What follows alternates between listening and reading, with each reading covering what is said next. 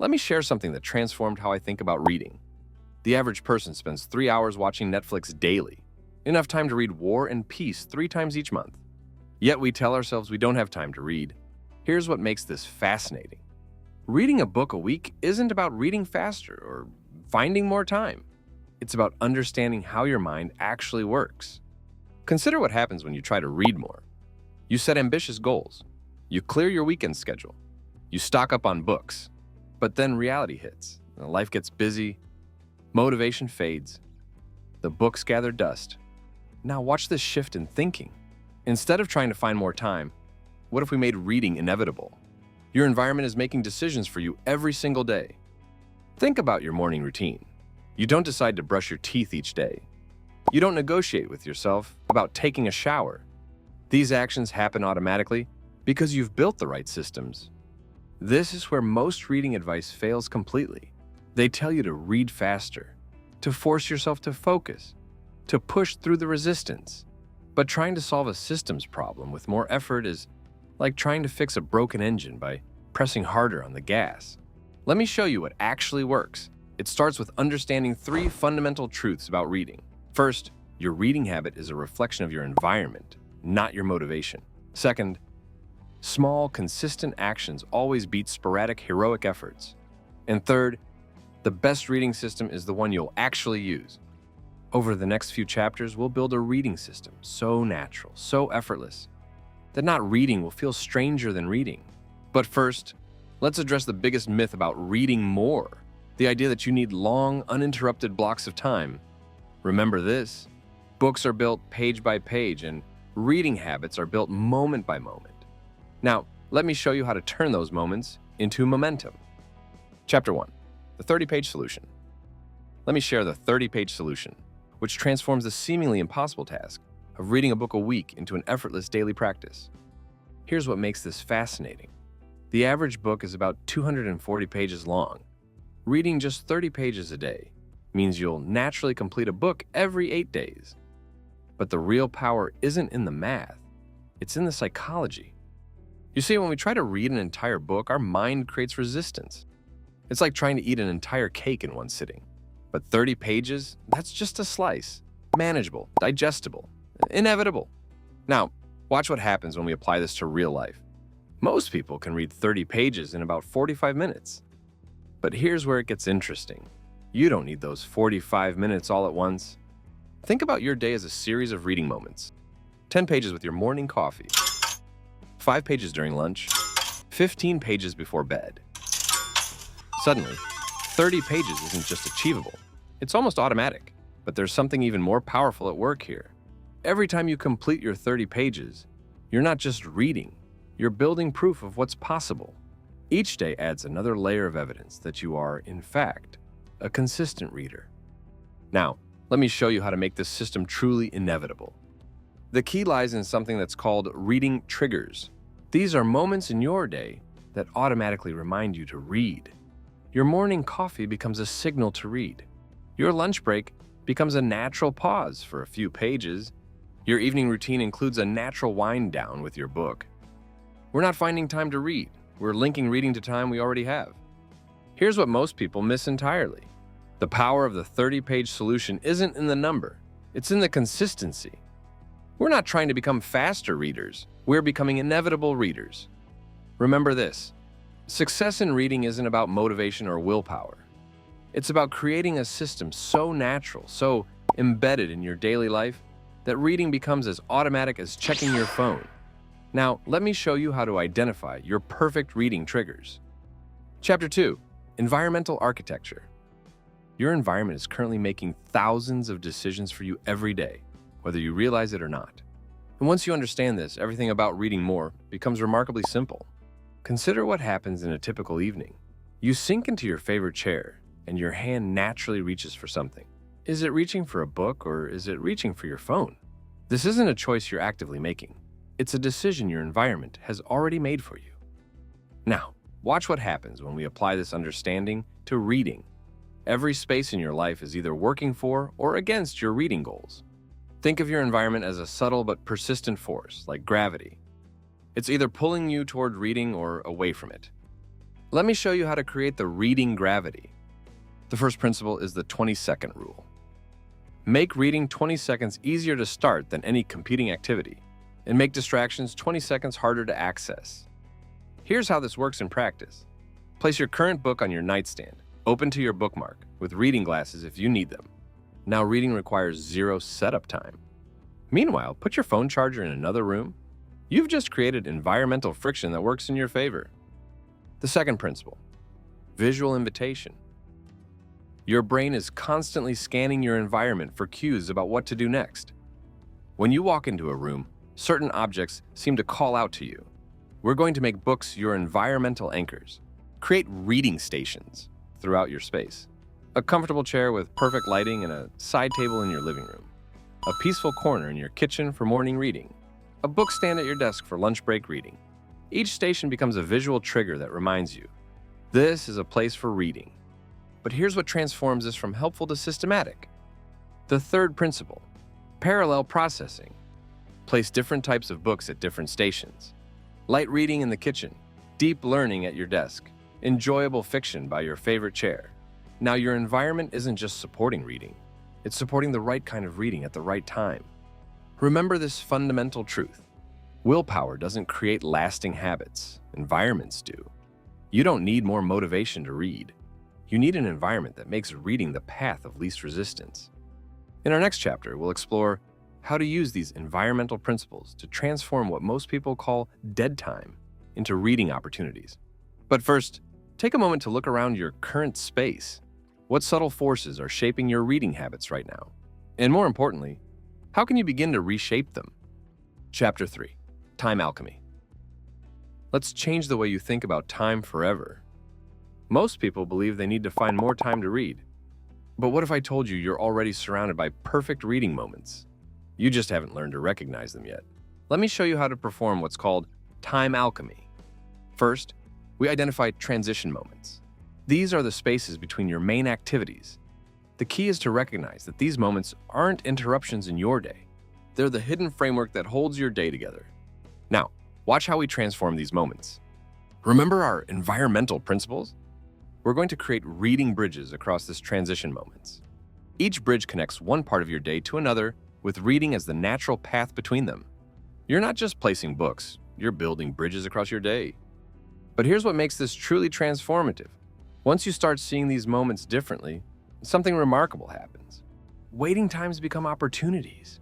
Transitions become invitations. Even traffic becomes a gift when you have an audiobook ready. You're no longer finding time to read. Reading is finding you. This is the heart of time alchemy. We're not creating new time. We're transforming the time we already have. And once you master this, reading a book a week isn't just possible. It's inevitable. Remember this principle. Time isn't something you find, it's something you create. And in our next chapter, I'll show you how to multiply your reading effectiveness by applying parallel processing principle. But first, take a moment to notice the transition spaces in your own day. Where are your hidden reading bridges waiting to be built? Chapter 4, the Multiplier Effect. What I'm about to share might seem counterintuitive at first. Most people believe you should only read one book at a time, but this common belief is actually holding you back from becoming a truly effective reader. Let me show you why. Think about how you watch TV shows. You probably follow several series at once. A drama for emotional depth, a comedy for light entertainment, maybe a documentary for learning. Your brain handles these multiple storylines effortlessly. Reading works exactly the same way. Here's what makes this principle so powerful. Different types of books serve different mental states. Sometimes your mind craves deep learning. Other times it needs lighter engagement. By having multiple books available, you're always ready to match your mental state. But the real magic happens in cross-pollination. Ideas from one book begin to illuminate concepts in another. Patterns emerge across different subjects. Your mind naturally creates connections you might have missed otherwise. Let me show you how to implement this effectively. Start with 3 books, one for growth, one for knowledge, and one for pleasure. This isn't about reading them all simultaneously. It's about having the right book available for your current mental state. Think of it like having a conversation with different friends. Each brings out a different aspect of your personality.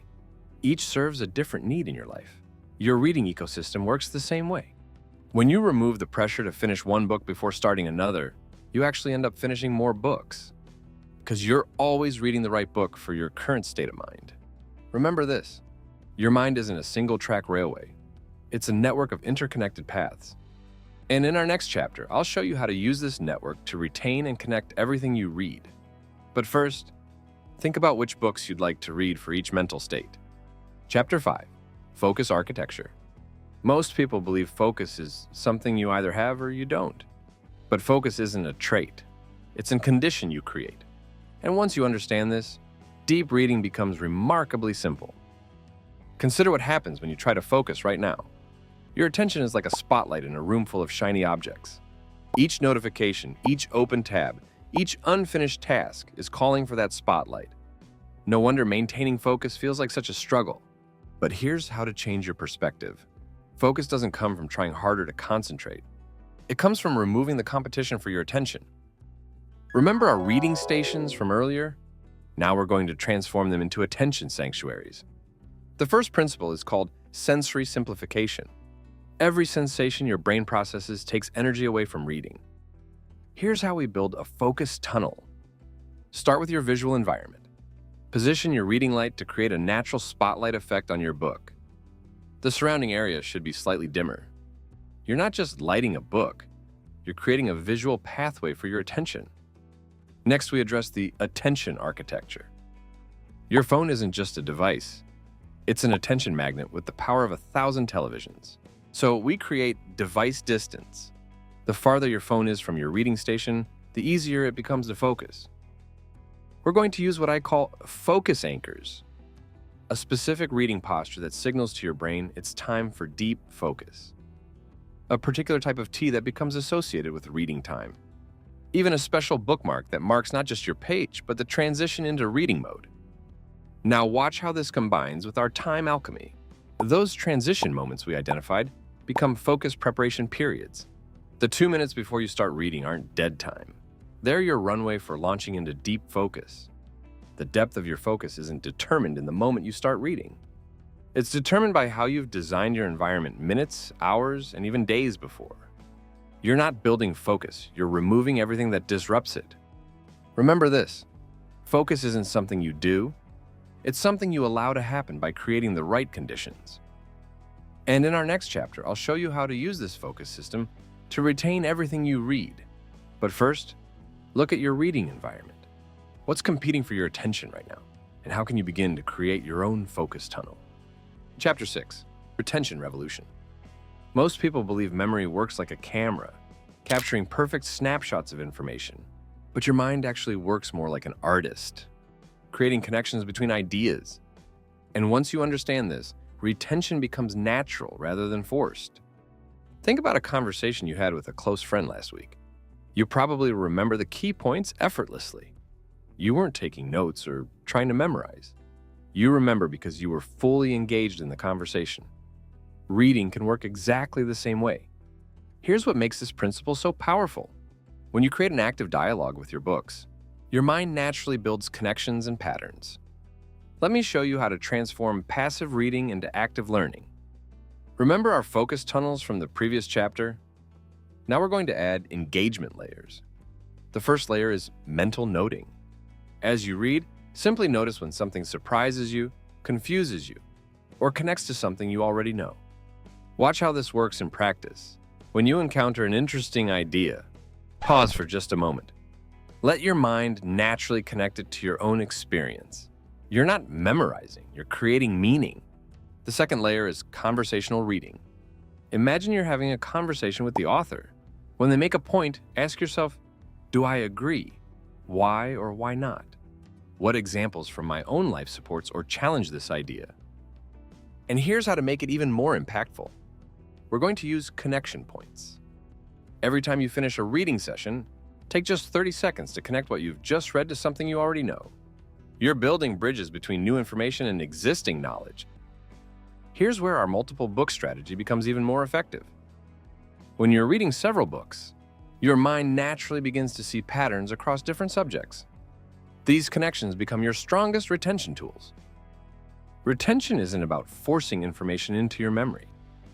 It's about creating an environment where forgetting becomes difficult. Because everything you read connects to something you already know. Your mind isn't a bucket to be filled with information. It's a network that grows stronger with each new connection. And in our next chapter, I'll show you how to use these connections to transform knowledge into real-world results. But first, think about the last thing you read. What does it remind you of and why? Chapter 7, Implementation Engine. We should transform reading from a passive activity into a powerful engine for real-world change. Most people treat books as entertainment or information collection. But what if every book you read could create measurable changes in your life? Think about the last time you learned something that immediately changed your behavior. It probably wasn't from passively consuming information. It was from experiencing a direct connection between knowledge and results. We're going to create that same connection with everything you read. Instead of waiting until you finish a book to think about implementation, you're going to create action bridges as you read. Each reading session becomes a catalyst for immediate change. Remember our engagement layers from the previous chapter? Now we're adding implementation triggers. Every time you encounter a useful idea, ask yourself one simple question. What's the smallest step I could take to test this concept right now? Watch how this transforms your reading experience. When you read about a productivity technique, immediately identify one task you could apply it to. When you discover a communication strategy, think of one conversation where you could use it today. You're not just collecting ideas, you're creating immediate evidence that they work. Here's where our multiple book strategy comes in handy. Each book becomes a different testing ground for ideas. Your business book suggests a decision-making framework. Your psychology book helps you understand why it works. Your biography shows you how someone else used it successfully. You're not just learning from multiple sources, you're implementing from multiple angles. We're going to create evidence loops. Every time you implement something from your reading, take 30 seconds to note the result.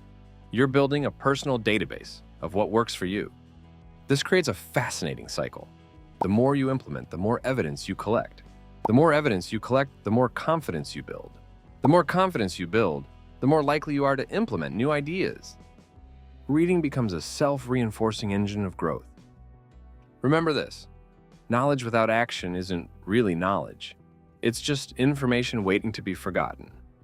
And in our next chapter, I'll show you how to track and measure these changes to create unstoppable momentum. But first, look at what you're currently reading. What's one small action you could take in the next hour to test an idea you've encountered?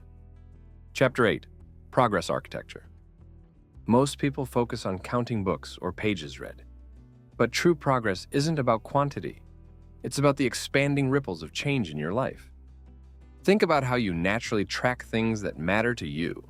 You don't need a system to remember if you enjoyed a meal or if a conversation went well. Your mind naturally tracks what creates value. We're going to work with this natural tendency, not against it. Instead of tracking reading as an isolated activity, we're going to create progress constellations. Each book you read becomes the center of a network of visible changes. Remember our implementation engine from the previous chapter? Now we're adding impact mapping. Every time you implement an idea, you create a visible marker of change. These markers become breadcrumbs of your progress.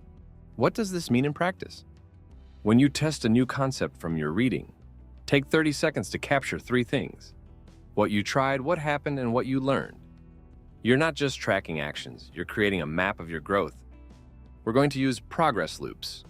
Each successful implementation naturally leads to deeper questions. These questions guide your next reading choices. This is where our multiple book strategy reveals another layer of power. Each book's impact starts connecting with others. A productivity technique combines with a psychology insight. A leadership principle illuminates a historical pattern. You're not just tracking separate pieces of progress, you're watching a web of understanding grow. Here's what most people miss entirely. Progress isn't linear. It's more like a garden than a ladder. Some seeds sprout quickly, others take time, but everything you plant contributes to the ecosystem. You don't need to measure everything to see your progress. You just need to notice the changing landscape of your life. And in our final chapter, I'll show you how to turn this progress into unstoppable momentum. But first, look at your recent reading. What ripples of change can you already see spreading through your life? Chapter 9. Momentum Mastery. We've built each piece of an extraordinary system. Now it's time to watch them create something greater than the sum of their parts. Here's how momentum really works. Think about pushing a car. The hardest part isn't keeping it moving. It's getting it to move in the first place. Reading works exactly the same way. And we've been building momentum from the very beginning. Look at how each piece creates forward motion. Our reading stations remove the friction of getting started. Our time alchemy found spaces where reading naturally fits. Our focus tunnels made deep engagement inevitable. Each element reduces resistance while increasing forward motion. But here's where it becomes truly powerful.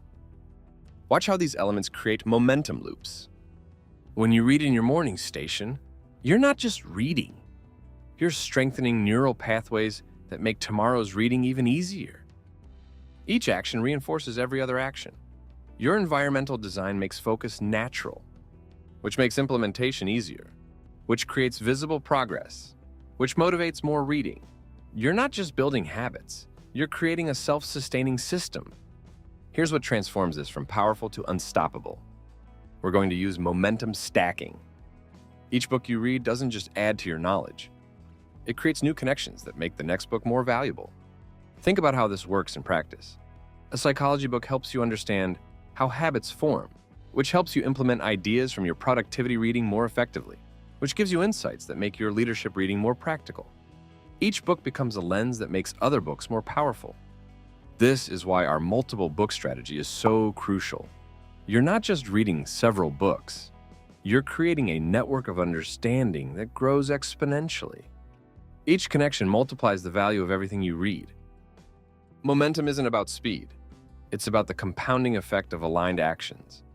Every page you read, every idea you implement, every connection you make, they all work together to create unstoppable forward motion. You now have everything you need.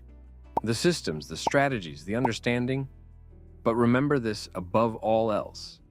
The journey of reading isn't about reaching a destination.